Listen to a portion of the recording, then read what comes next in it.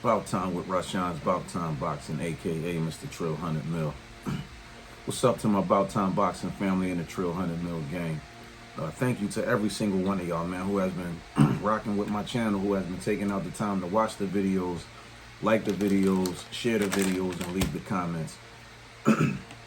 Excuse me. If you have not already subscribed to the channel, please encourage others to subscribe to the channel.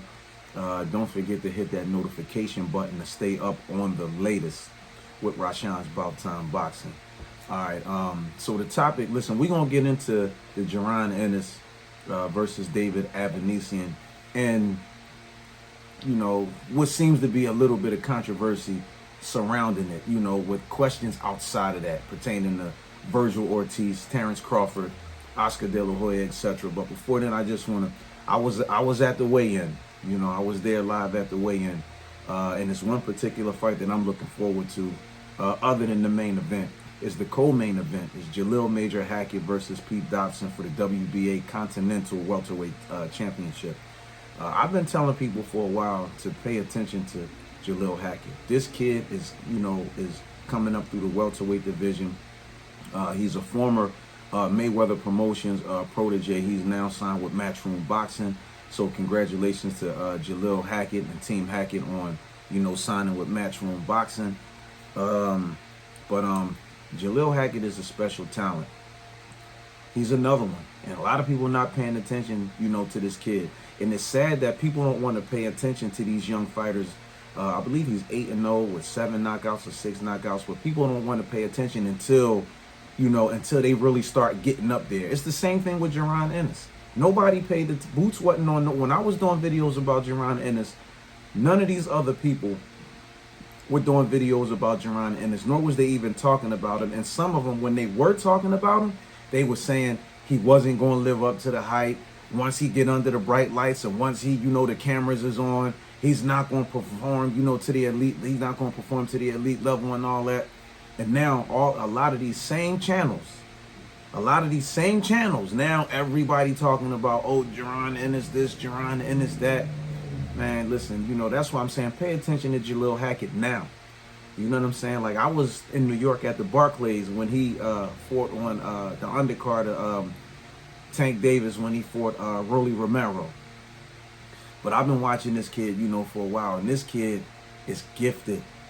It's gifted. And y'all going to be in for a treat in the co-main event when Jalil Hackett, you know, against Pete Dobson. So watch out for that fight. But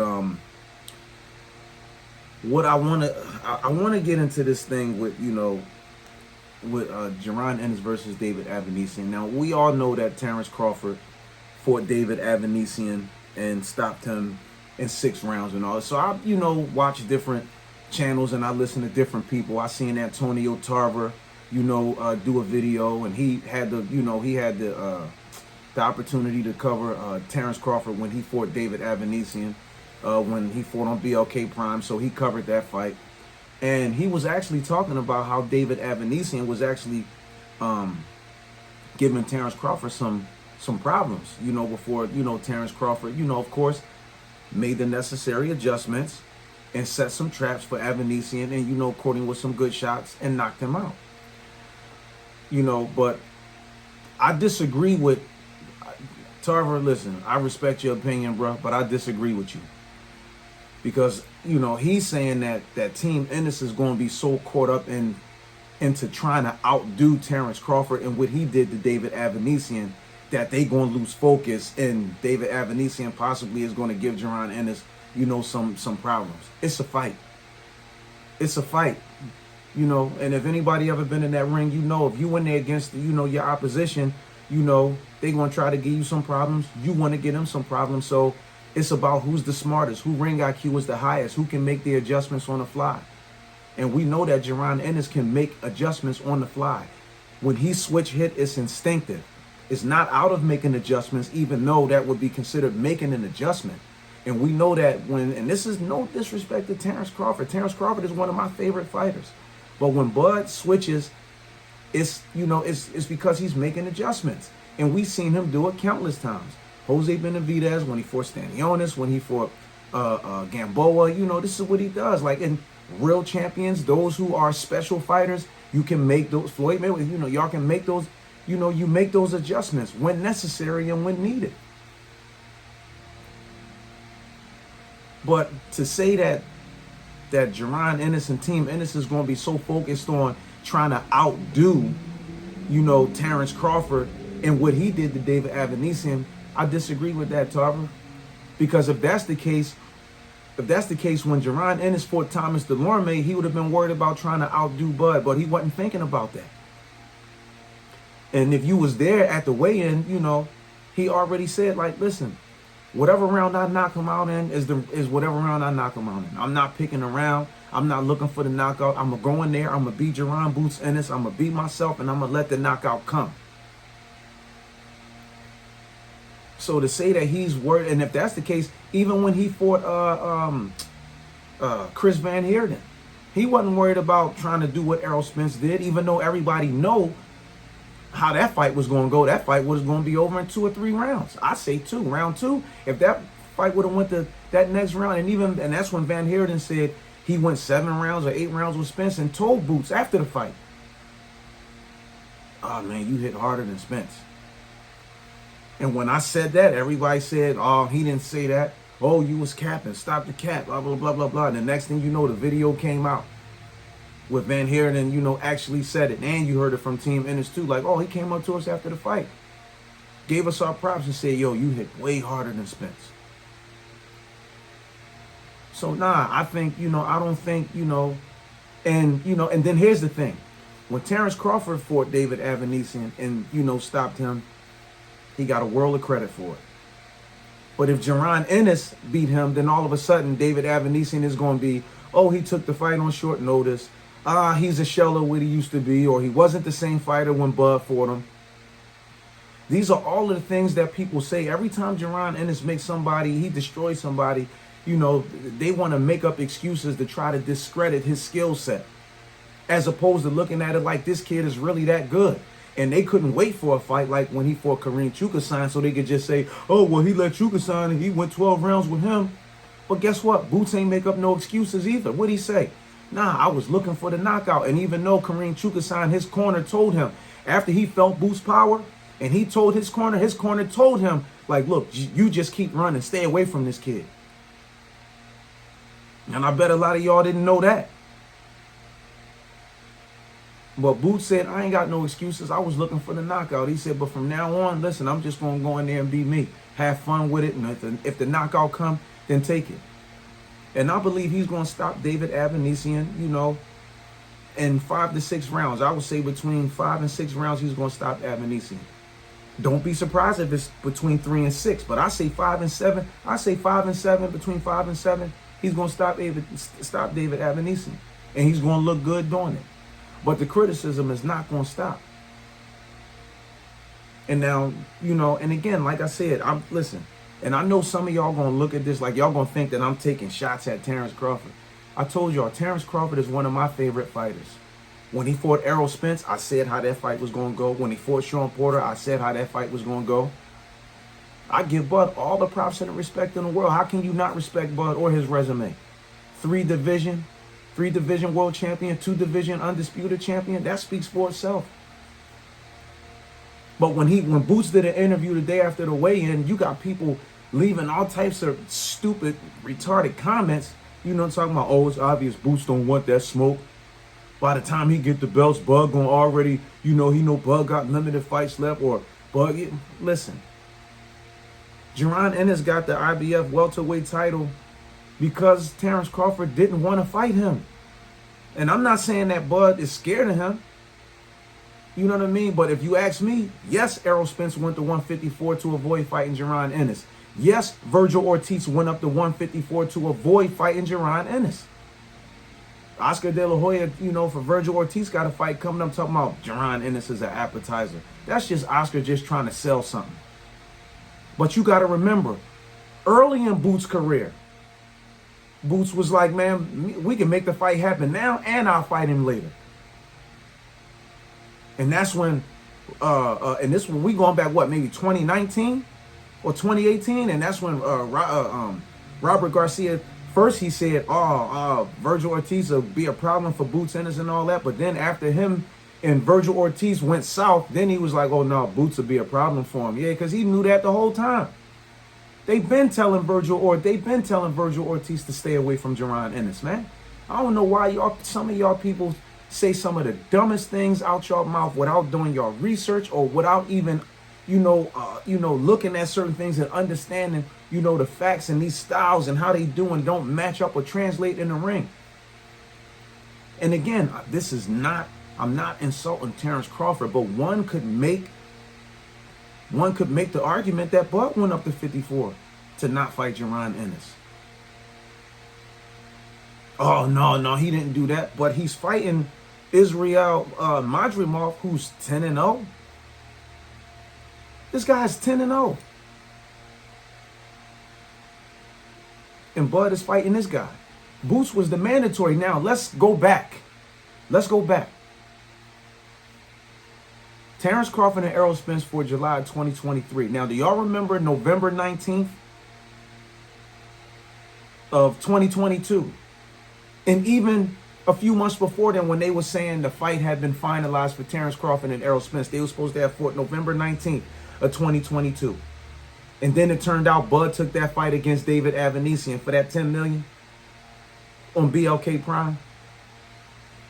Okay, now, Team Ennis had petitioned the IBF to try to force Errol Spence to fight JARON Ennis because JARON Ennis was the mandatory.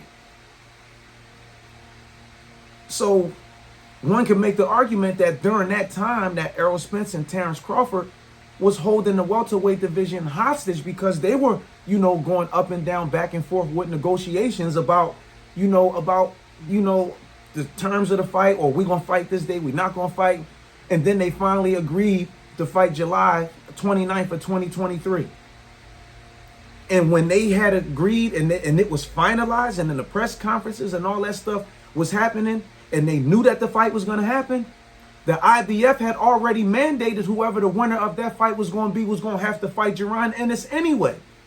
So even if they didn't fight and Spence still had the belts, Spence would have had to fight JARON Ennis or he would have had to vacate the belts.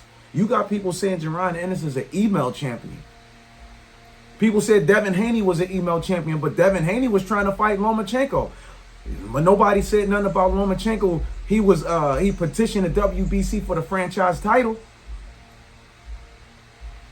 Because when Teofimo beat Lomachenko, that was for, he had the WBC franchise. That wasn't no WBC lightweight title. Devin Haney had that belt. So it's his fault that they elevated him to the champion because Loma didn't want to fight him. So I guess it's JARON Ennis' fault that he was the IBF interim champion. Why? Because he beat everybody that he was supposed to beat in order to gain that #1 spot.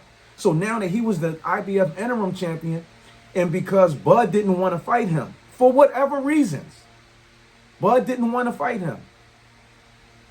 So they stripped Bud of that belt, and Bud went up to 154. Now, one could make the argument that, let's say Bud hadn't fought David Avanesyan. Let's say that Israel Madrimov, David Avanesyan, Cody Crawley, any one of them guys, let's say Bud beat Spence. Let's say any one of those guys, Cody Crawley, David Avanesyan, Israel Madrimov, any one of them guys, could have been his mandatory. Let's say at 147, that any one of those guys, or those two, Avanesyan and Cody Crawley, would have been Bud's mandatory at 47 after he beat Spence. Do y'all still say Bud go up to 154 to fight Madrimov? Or he would have stayed down there and fought one of those two as his mandatory? I believe he would have stayed at 47 and possibly fought one of them two as his mandatory. Now, do I think Bud always had plans to maybe go up to 154? Yes. But them stripping him of that IBF belt because he wouldn't fight Boots, and after they stripped him of the belt, Bud was upset about it because he said F the IBF. Instead of making JARON Ennis fight all the other people that's underneath him, they want to take my belt from me, let them have it, I don't care. But for Boots to be the #1 contender, that means he already fought all of the people that they put in front of him. And so now, because Bud is going up to 154 to fight Israel Madrimov, who's 10-0 with 7 knockouts, as opposed to staying at 47 and defending his undisputed welterweight crown or to fight any one of his mandatories down there, he goes up to 154.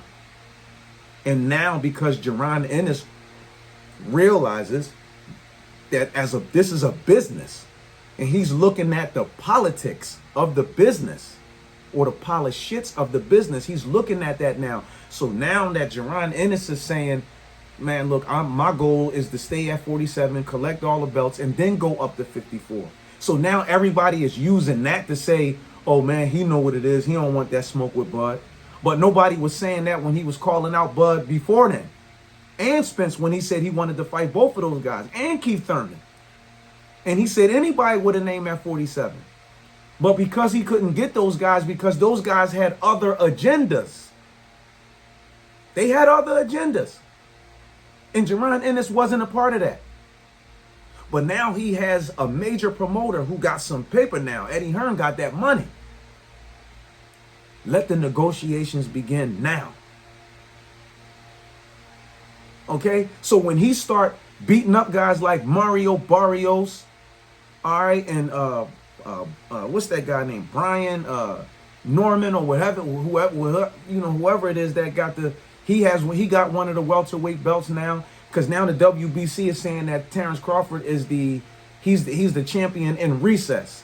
So after August 3rd, I guess he plans to vacate, or either they just going to elevate Barrios to the WBC regular champion. And now, mind you, when Crawford and Spence fought, Spence didn't have the WBC regular title. Okay, let's remember this now. Spence had the WBC super welterweight title. Stanionis beat Butayev for the he had the the WBA super welterweight belt. This is what Spence had when Bud beat him. Spence took it from Ugas. Okay? Ugas took it from Pacquiao. And the WBA made some type of mistake with Pacquiao because he supposedly had retired or something like that. Then they came back and they had to put the belt back on him or something. Because Butayev beat Jamal James for the WBA regular welterweight. And then Stanionis beat Butayev. And now, what March 8th, I think, of 2024, Israel Madrimov beat somebody named, what's that guy name? Mogamed Kubernov for the vacant WBA super welterweight / junior middleweight title. But Jamal Charlo was undisputed up there with those belts. But Bud had the WBA super welterweight title when he became undisputed after he beat Spence. Spence had the WBC, the WBA super welterweight, and he had the IBF. Stanionis got the WBA regular. And y'all can check that out for yourself. So Bud is going up to 54 to fight for a belt that he already had. Or still have. I don't know how these sanctioning bodies, like how they doing all this stuff and all that. But for y'all to say that JARON Ennis don't want to fight Terrence Crawford, he don't want to smoke with Bud, oh, he know what it is, oh, so now he wants to stay at 54. They was already at 47. They could afford at 47. So now, because JARON Ennis saying he not going to go up to 54 to fight Bud, and he want to collect the belts at 47, y'all taking that as he's saying he's scared and he don't want to fight Bud? But what about when they was both at 47? When they was at 47, you know what a lot of y'all idiots was saying? A lot of y'all dumbass people, a lot of y'all was saying, oh, it ain't no point in Bud fighting Boots. Ain't no money in that. Ain't no money in that. But now Boots got a major promoter behind him now who got the money to negotiate. He got the money to negotiate. But, you know, Bud go up to 54 to fight somebody who's 10-0.